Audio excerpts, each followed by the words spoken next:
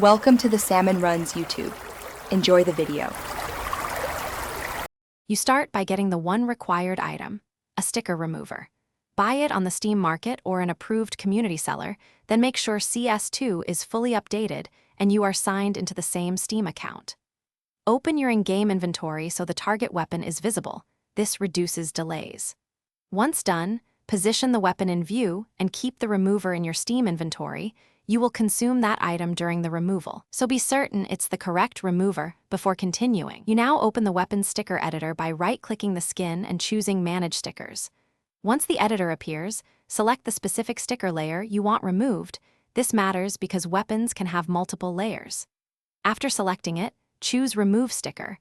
The game prompts a confirmation explaining the sticker remover will be consumed.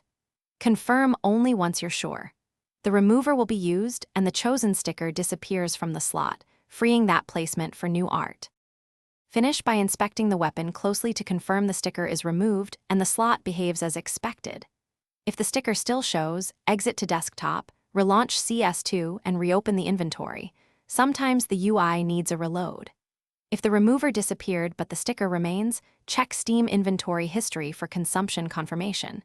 If you don't own a remover, rebuy one or use an account that does. Remember, the remover is consumed on use, so plan accordingly to avoid accidental removals.